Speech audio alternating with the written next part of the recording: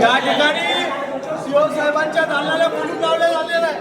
हे कुलूप कोणत्या नियमाने लावलेलं आहे? तेल्हारा नगर परिषदेच्या विरोधात आंदोलन, कार्यालयात केले जागरण, गोंधळ आंदोलन.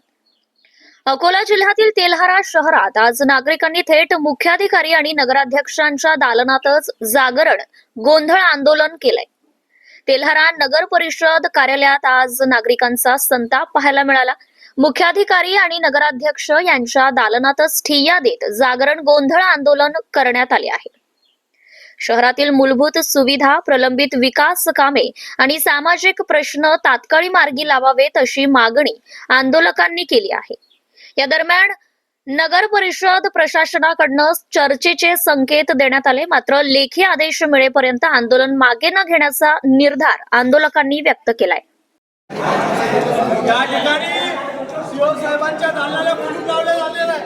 हे कुलूप कोणत्या नियमाने लावलेलं आहे? आज कार्यालय चालू आहे की बंद आहे? हे कुलूप का लावलं? कुलूप का लावण्यात आलं? आज कार्यालय चालू आहे की ना? मी माझी समस्या घेऊन आलेलो. कार्यालय का बंद आहे मुख्याधिकाऱ्यांचं? आणि कुठल्या नियमाने तुम्ही हे कार्यालय बंद करू शकता? कुलूप का ठोकलं? ते कार्यालय आहे का तुम्हाला कुलूप ठोकायचा? नगर परिषदात चालू आहे की बंद आहे आमचा प्रश्न आहे. मुख्याधिकाऱ्यांच्या कार्यालयाला कुलूप का? सामान्य नागरिक त्यांचे प्रश्न घेऊन आलेले आहे. तुम्हाला कुठला अधिकार आहे कुलूप ठोकायचा? नगराध्यक्षांच्या कॅबिनेटला कुलूप ठोकायचा? कुठल्या नियमाने ठोकलेलं आहे? हे कुलूप कसं काय ठोकलं? आमचा प्रश्न आहे. म्हणजे हे प्रश्न हे व्यक्तिगत मालमत्ता आहे का? एक मिनिट साहेब, जर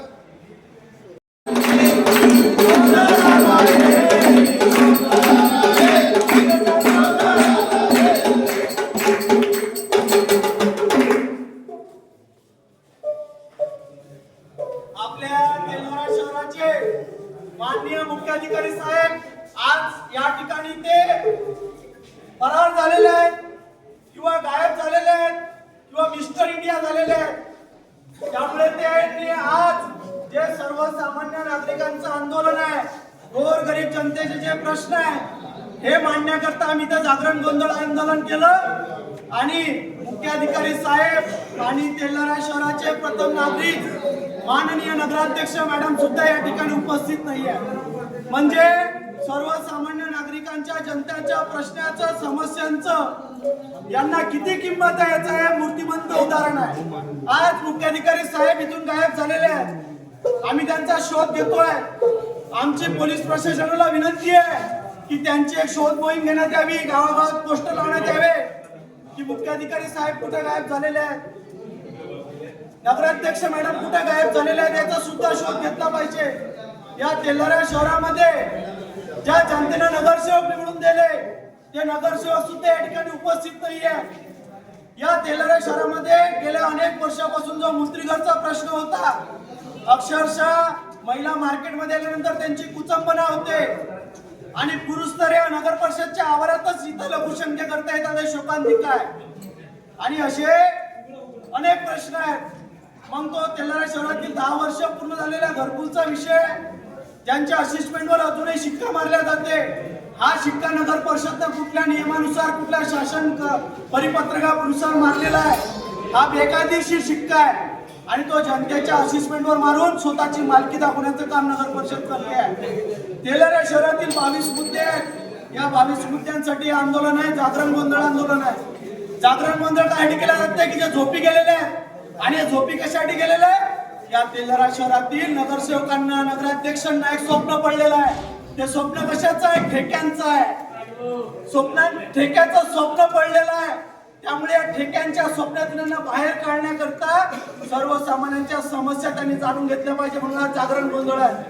आणि या अनेक समस्या या महत्वाच्या आहेत. या समस्येसाठी हा जागरण, गोंधळ आहे. बाजूला भाऊ चालू जागरण, गोंधळ.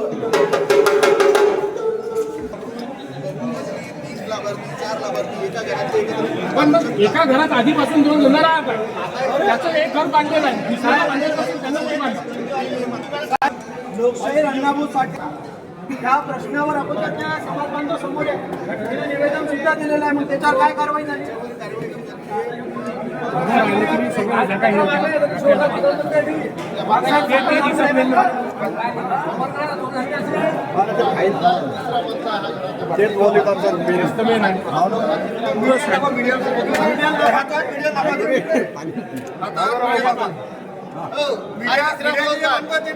तिसरा हे बॉम्बे भ्रष्टाचार किती आहे नगरपालिकेचा? पहिला मजला हा 5 वर्ष पहिले बांधलेला आहे. त्या तिसऱ्या मजल्यावर घरकुल मिळालेला आहे.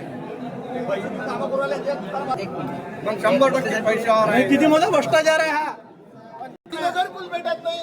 दोघं भावात वाद आहे. 3 फूट जागा सोडा लागते. वर कोणती 4 फूट जागा सोडली नाही ना.